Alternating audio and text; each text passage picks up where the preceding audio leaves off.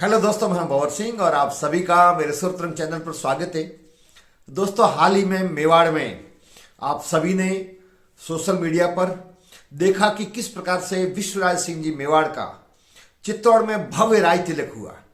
उनके पिताजी महेंद्र सिंह जी का 10 नवंबर को अभी देहावसान हुआ। देहावसान के पश्चात शोक सभा रखी गई और उसके बाद में 12 दिन पूरे होने पर 25 नवंबर 2024 को ठीक प्रातः 10 बजे फतेह महल चित्तौड़ में ऐतिहासिक कार्यक्रम में हजारों लोगों की उपस्थिति के अंदर विधि विधान से उनका राज तिलक हुआ। दोस्तों, जो राज तिलक हुआ उस राज तिलक में सलूम्बर के रावत देवव्रत सिंह ने अपने अंगूठे को चीर करके और रक्त से उनका राज तिलक किया। उसके बाद में सभी लोग जिज्ञासा से ये जानना चाहते हैं कि क्यों सलूम्बर वाले अपने रक्त से मेवाड़ के महाराणा का राज तिलक करते हैं।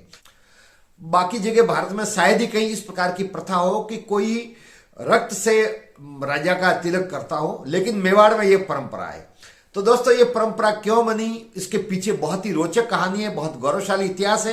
तो आइए दोस्तों, जानते हैं ये रोचक कहानी कि मेवाड़ के महाराणा का सलूम्बर वाले ही अपने रक्त से राज तिलक क्यों करते हैं, इसके पीछे की कहानी जानते हैं।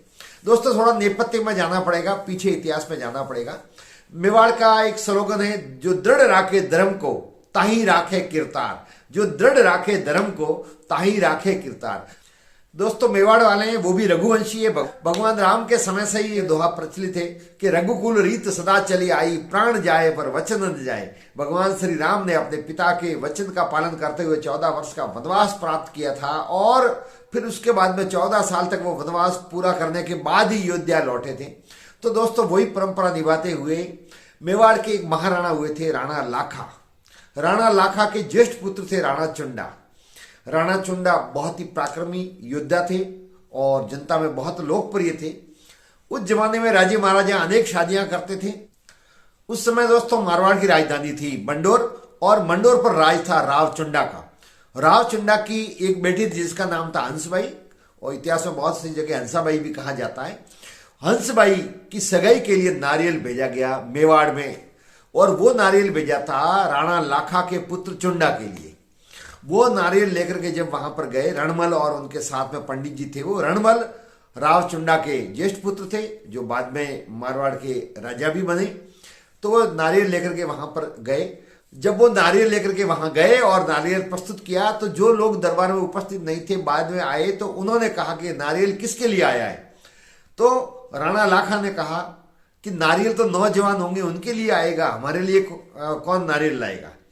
अब ये जब बात हो रही थी, तब राणा चुंडा वहां पर उपस्थित थे जो राणा लाखा के ज्येष्ठ पुत्र थे। तो वो अपने पिता के मन की बात भाप गए।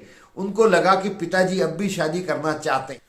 तो राणा चुंडा ने सोच लिया कि पिताजी की अब भी शादी करने की इच्छा है, और उसी समय उन्होंने रणमल को कहा कि आपकी बहन की शादी है वो मेरे पिताजी राणा लाखा के साथ में कर दीजिए।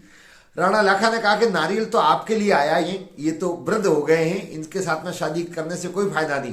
दूसरी बात, आपके साथ में मेरी बहन की शादी होगी, उनसे जो पुत्र होगा वो मेवाड़ का महाराणा बनेगा, और यदि आपके पिताजी राणा लाखा के साथ में शादी कर लूंगा और उनसे पुत्र होगा, तो वो तो आप सबका चाकर होकर के और अपना जीवन निर्वहन करेगा।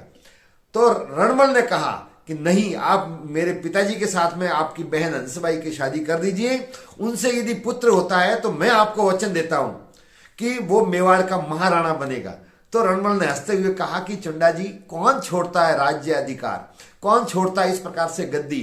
गद्दी के लिए तो बाप बेटे की हत्या कर देता है, बेटे बाप की हत्या कर देते हैं, न जाने कितने षड्यंत्र रचे जाते हैं। तो राणा चुंडा ने कहा कि आपकी बहन से जो पुत्र होगा वो ही मेवाड़ का महाराणा बनेगा, और मैं उसका चाकर बन के और कार्य करूंगा, मैं आपको वचन देता हूं।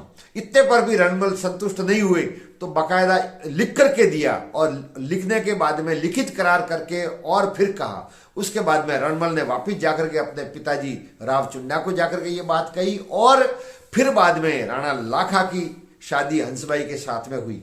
दोस्तों, कुछ समय बाद में एक पुत्र प्राप्त हुआ जिसका नाम रखा गया मौकल। फिर मौकल तो नाबालिग थे। उसी दौरान 1421 में राणा लाखा की मृत्यु हो जाती है। राणा लाखा की मृत्यु होती है तो उसके बाद में उस जमाने में प्रथा थी, राणा के पीछे रानियां सती होती थी। तो राणा लाखा की रानी हंसबाई वो भी सती होने के लिए तैयार हुई। राणा चुंडा को जैसे ही पता लगा तो राणा चुंडा ने जाकर के कहा कि माताजी आप कहां सती होने जा रही हो, आपका पुत्र नाबालिग है और आपका पुत्र तो मेवाड़ का महाराणा बनने जा रहा है, आप तो राजमाता रहोगी, उसकी संरक्षक रहोगी, गिरनी है वो तो पूरे मेवाड़ का स्वामी बनने जा रहा है। और फिर इस प्रकार से हंसाबाई ने जब राणा चुंडा की बात सुनी और उसने दृढ़ता के साथ में ये बात कही तो उसके बाद में हंसबाई सती नहीं हुई और राणा लाखा का अंतिम संस्कार हुआ। और उसके बाद में दोस्तों राणा चुंडा ने अपने हाथों से मौकल को विधि विधान के साथ में 12 दिन पूरे होने के बाद में अभी जैसे जो हुआ था राज तिलक, उसी प्रकार से भव्य चित्तौड़ में ही राज तिलक हुआ। उस राज तिलक में सबसे पहले राणा चुंडा ने तलवार से अपने अंगूठे को चीर करके और रक्त से मौकल के राज तिलक किया था। जी हाँ दोस्तों, राणा चुंडा ने अपने तलवार से अंगूठे को चीर करके और मौकल का राज तिलक किया था। और उसके बाद में दोस्तों फिर ये परंपरा चली। उसके बाद में दोस्तों मौकल मेवाड़ का महाराणा बना और संरक्षक के रूप में राणा चुंडा रहे, उनकी राजमाता भी देख रेख करती थी। इस त्याग के कारण से ही राणा चुंडा मेवाड़ के और राजस्थान के विश्व पितामह कहे जाते हैं। या तो विश्व पितामह ने अपने पिता के वचन को पालन करते हुए अखंड ब्रह्मचारी रहे, कुंवारे रहे, या फिर चुंडा ने अपने वचन निभाते हुए राज सत्ता को छोड़ दिया। दोस्तों ये सुनने में भले ही सरल लगे लेकिन ये बहुत बड़ा त्याग था। उसी त्याग के कारण से राणा चुंडा अमर हो गए, संरक्षक रखा गया।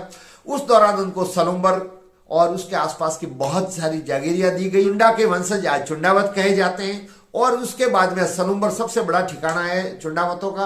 और वो परंपरा तब जो चुंडा ने निभाई थी वो परंपरा सदियों से चली आ रही है। जब भी मेवाड़ का कोई महाराणा राजगद्दी पर बैठता है तो सबसे पहले चुंडावत है, सलुम्बर वाले जो ज्येष्ठ पुत्र हैं वो वहां पर जो गद्दी पर बैठते हैं वो राज तिलक करते हैं। और अब की बार भी 25 तारीख को अभी सलुम्बर के उनको रावत की उपाधि है। और सलुम्बर वाले जो वहां के रावत हैं देवव्रत सिंह जी, जैसा आप देख रहे हैं, उन्होंने अपने अंगूठे को तलवार से चीरा और चीरा लगाने के बाद में और रक्त से मेवाड़ के महाराणा विश्वराज सिंह जी का राज तिलक किया। दोस्तों उस समय से ये परंपरा चली आ रही है। साथ ही साथ मेवाड़ के महाराणा द्वारा जो पट्टे अथवा सनदें दी जाएगी उस पर राज चिन्ह के रूप में भालय जो सलुम्बर वालों का चिन्ह है वो अंकित होगा और राज तिलक है वो सलुम्बर वाले करेंगे। वो परंपरा सदियों से चली आ रही है और उसी परंपरा को अब की बार हमने पहली बार ये देखा। तो दोस्तों इस प्रकार से मेवाड़ के महाराणा का राज तिलक रक्त से करने की परंपरा बनी, जो अपने आप में अनोखी है, जो अद्भुत है। इसके पीछे की बहुत गौरवशाली कहानी थी जो मैंने आपके सामने प्रस्तुत की। त्याग की कहानी है, पितृभक्ति की कहानी है, जो इस कलयुग में बहुत मुश्किल है। कहना तो सरल लेकिन करना बहुत मुश्किल है। तो दोस्तों ये ऐतिहासिक जानकारी आपको कैसी लगी? वीडियो को लाइक करें, शेयर करें, कमेंट्स करें और यदि चैनल को अब तक सब्सक्राइब नहीं किया हो तो बेल दबा करके चैनल को सब्सक्राइब करें। वीडियो देखने के लिए आप सभी महानुभावों का बहुत बहुत धन्यवाद। जय हिंद।